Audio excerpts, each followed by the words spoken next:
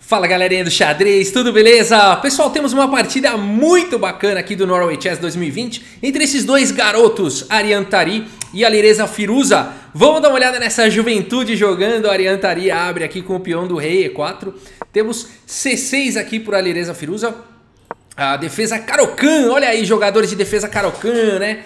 Vocês, jogadores de defesa Caro-Kann, que são criticados por muitas pessoas, que as pessoas falam você joga Caro-Kann para empatar, você joga Caro-Kann porque você tem medo de jogar uma siciliana ou entrar numa Ruy Lopes. E aqui então o Alireza Firuza responde a essas pessoas: não, eu também jogo Caro-Kann e jogo para ganhar. Vamos ver como é que o Alireza Firuza vai jogar essa Caro-Kann aí. Bom, D4 aqui pelo Ariane Tari, D5 pelo Firuza, E por D5, C por D5, aí a variante das trocas da Caro-Kann.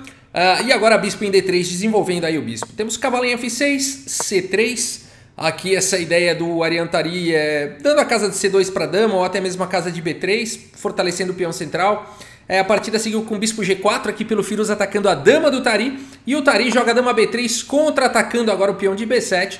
Temos dama C7, protegendo aqui o peão de B7. Ao mesmo tempo vai querer colocar o bispo na casa de D6 aqui e ficar forte na diagonal de casas escuras. E esse é um excelente lance, uma vez que as brancas não têm aqui a casa de C3 para jogar o cavalo e depois jogar o cavalo em B5, né? Pode tentar jogar por A3, né? Mas depois de A6 esse cavalo fica no canto e perde um tempo, né? Então a partida seguiu com H3 atacando o bispo, bispo D7, cavalo F3 desenvolvendo, cavalo C6 e agora roque, o Ariane Tari coloca o rei em segurança. A E6 aqui pelo Firuza para desenvolver o bispo de casas escuras. Torre E1, bispo D6. Então aqui o lance H3 foi importante porque já dá um respiro para o rei e já sai aqui da bateria de dama e bispo. Mas de qualquer maneira bispo D6 foi colocado de olho na casa de F4, ou mesmo com o bispo ou até mesmo com o cavalo mais para frente. Legal, a partida seguiu com bispo G5. Aqui o Ariane Tari ameaçando danificar a estrutura de peões do Firuza e o Firuza não tá nem aí. Faz roque aqui convidando o lance bispo por F6. O Ariane Tari prefere continuar desenvolvendo aqui, mas se ele tivesse capturado aqui em F6, de fato o Firuza ficaria com uma estrutura de peões aqui, peões dobrados, mas ele poderia fazer desse limão uma limonada depois de cavalo bem D2, por exemplo, rei H8 e começar a jogar com torre G8 e começar um ataque aqui forte, né, contra o rei aqui do Ariane Tari, né? Então é perigoso aí para o Ariane Tari abrir a coluna G, por isso que ele segue com o cavalo de bem D2 simplesmente, e agora cavalo em H5, aqui o Firuza está de olho aqui na casa de F4, esse bispo está desprotegido. A partida seguiu com dama D1, mostrando que dama B3 foi uma perda de tempo, né? Agora a dama teve que voltar aí para B1, para D1. A partida seguiu com F6, atacando o bispo. O bispo volta para E3 e agora cavalo em F4. E de repente as peças do Alireza Firuza estão jogando com muita atividade, né? Parece até que foram as pretas que começaram a partida e não as brancas, né? As pretas estão aqui já com alguns tempos aí a mais, né? As peças muito bem desenvolvidas e soltando fácil o jogo. A partida seguiu, o bispo está atacado, a partida seguiu com o bispo em F1 e agora G5. Olha que legal essa continuação, a Alireza Firuza mandando bala aí no ataque na ala do rei. A C4 e agora rei H8, dando a casa de G8 para a torre. Bom, o Ariane Tari está apostando suas fichas na ala da dama, segue com torre C1, colocando aqui a torre na mesma coluna da dama. Temos torre G8 atacando na ala do rei. Bispo por F4, bispo por F4 e agora B4. O Ariane Tari solta o jogo aí na ala da dama, oferecendo esse peão. Não é bem um presente, né? Porque se o cavalo captura em B4, o peão captura aqui em D5, abrindo um ataque descoberto sobre a dama com uma ótima posição aí para as brancas, né? Então B4, um ótimo lance, ameaçando B5. Temos dama D6, tirando aqui a dama da mesma coluna da torre, colocando pressão no ponto de B4. A partida seguiu com B5, atacando o cavalo, cavalo em E7. E agora C5, uma série de lances aqui do Ariane Tari. Parece que agora é o Ariane Tari que está fazendo o Firuza recuar. Dama C7, G3 atacando o bispo. E aí, o que vai ter que fazer? Vai ter que jogar bispo por D2 aqui, será? Porque não dá mais para voltar para esse bispo. O que será que dá para jogar aqui? Se você quiser dar pausa e tentar achar um lance bom aí, um lance bom. Eu vou dar a dica, não é um lance óbvio, tá bom? Então vale a pena aqui dar pausa nessa posição e tentar encontrar aqui o lance do Ariane Tari. E eu espero que você tenha encontrado o dificílimo e lindíssimo lance G4 aqui, olha só que legal, né? Contra-atacando E aqui seria desastroso, né, para o Ariantari capturar o bispo. Não foi o lance jogado, mas se ele tivesse capturado o bispo, a G por F3 ou até mesmo dama por F4 se quiser esnobar. Mas sem esnobar, G por F3 já tá bom, recuperando a peça. Esse lance vem com cheque e as pretas teriam um ataque fortíssimo com a entrada da dama aqui em F4, né?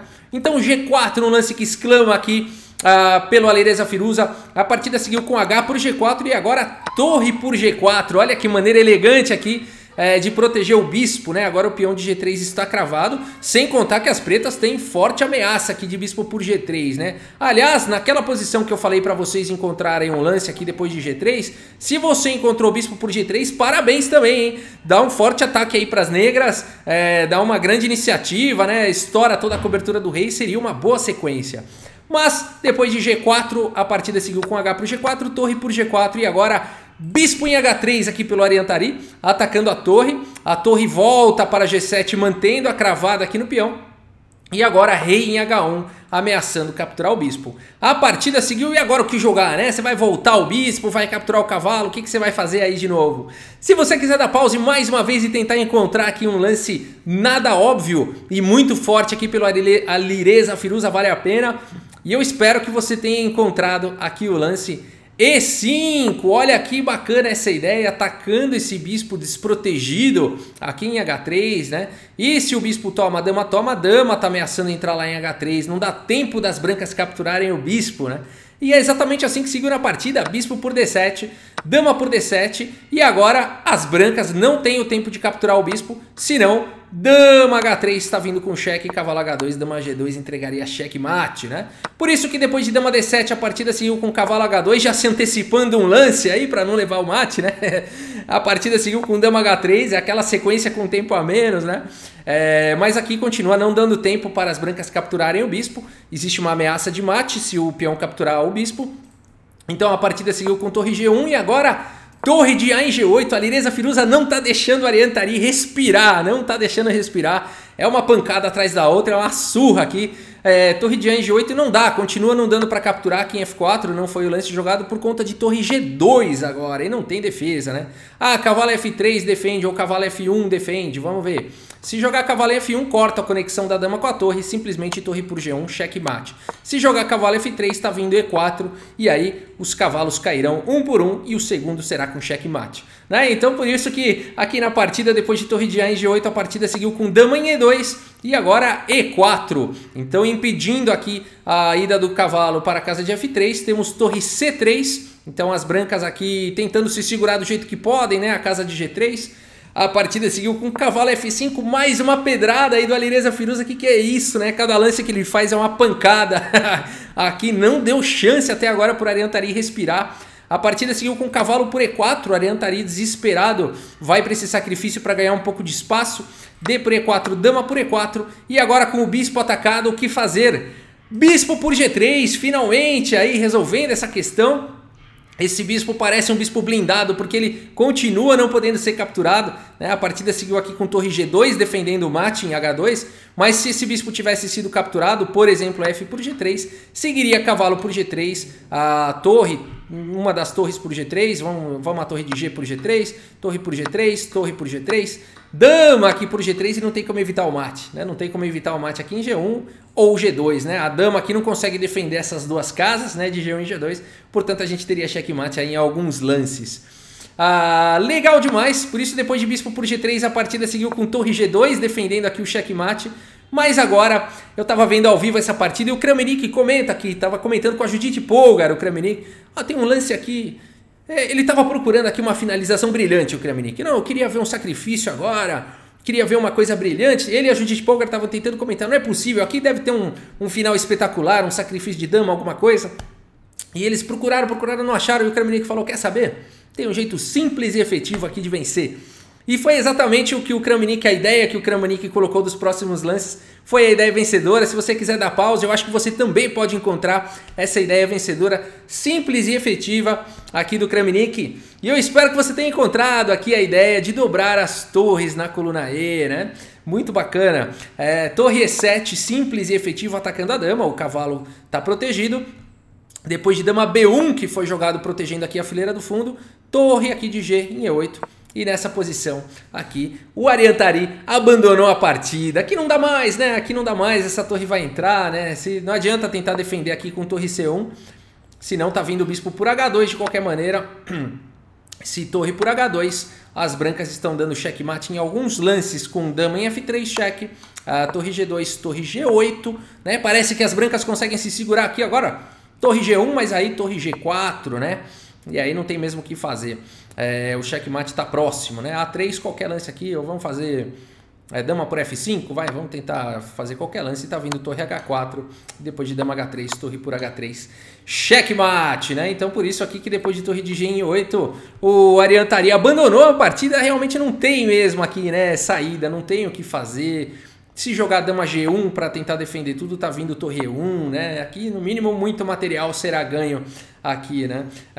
Torre de C por G3, por exemplo, cavalo por G3, cheque, né?